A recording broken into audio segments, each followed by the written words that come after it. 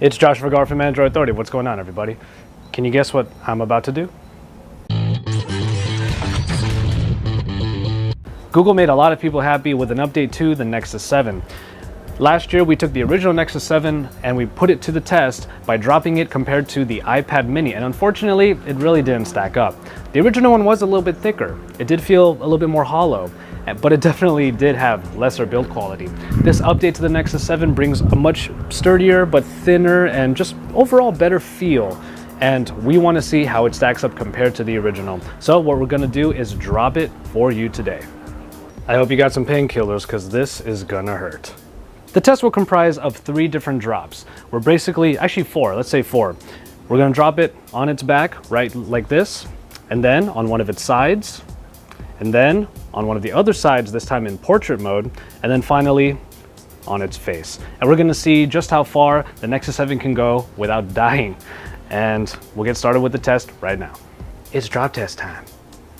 Nexus 7, 2013 edition, drop test onto its back. Here we go. Checking cameras, and try my best with the grip here. Let's see if I can get it to land flat on its back.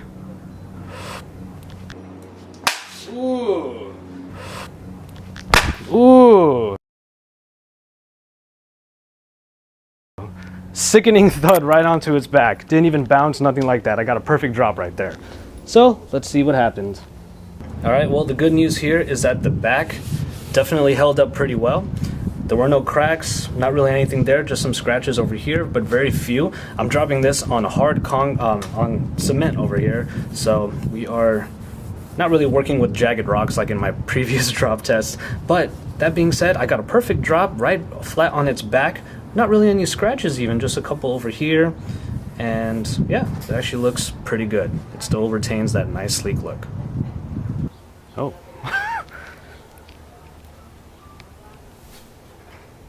Whoa. Won't turn on. Wow. Okay, so I actually have some bad news. That one drop, it seems, dropping it right on its back might have dislodged something on the inside. I can't hear any shakes or anything loose inside, but I just tried to turn it on right before the second drop test, and I can't get it to power on at all. So, but the show must go on, and we're going to drop it to see what other aesthetic damage might come up if we drop it on its side, on its other side, and then finally on its face. All right, so drop tests on the side, Nexus 7, let's see. All right, again, I'm trying my best with the grip here just to make sure it lands on its side, and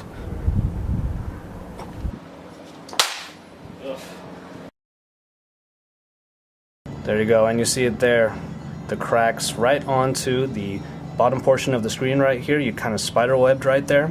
There's no use in me trying to turn it back on again because it just won't. But yeah, there you go. You can see the scratches right on the what looks like the bottom portion of the bezel, maybe the bottom left portion, and it spider webs over to the side. Actually, now that I think about it, we should try to drop it opposite the side that was cracked. So I'm going to drop it from where the headphone jack is, which is at the top. So right here, trying to drop it so it lands right on its side, right there. Okay, here we go.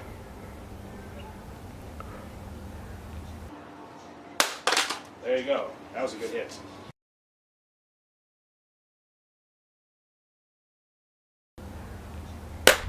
There you go. That was a good hit. The actual cover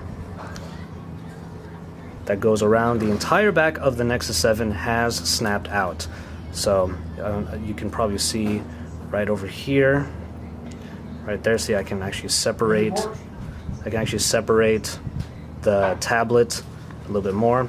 And also a little piece snapped, tiny little piece of plastic snapped from just right around there. The Nexus 7 is essentially in 2 pieces now. So if I really wanted to, I could just really pry this Nexus 7 tablet into 2 complete pieces. But we have one last test. We already cracked the screen, but we have to be fair and complete the test properly. We're going to drop it right on its face for the last test. So here we go.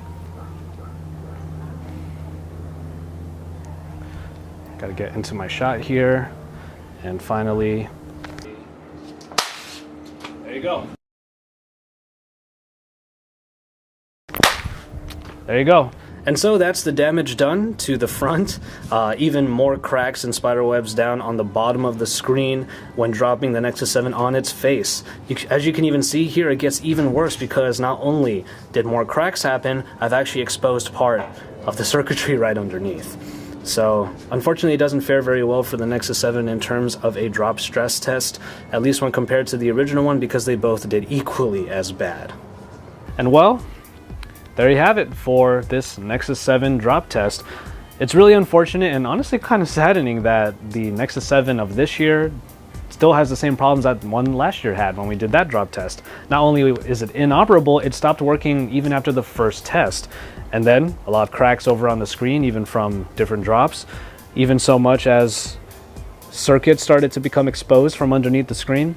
And the build quality of the back also, even though it feels really nice, it also started to snap off. And if I really wanted to, this Nexus 7 could become two pieces. So unfortunately, that's the story with the Nexus 7 of 2013. Still has a pretty questionable build quality for drops. Bottom line, really, do not let go of your Nexus 7. Don't let this thing drop, because if it gets a good enough impact on the floor, you could be wound up with a nice looking brick. So as always, stay tuned to Android Authority for all of the best coverage and the occasional drop test, whether good or bad. And as always, drop us a like down below. Don't forget to subscribe and stay tuned to AndroidAuthority.com, because we are your source for all things Android.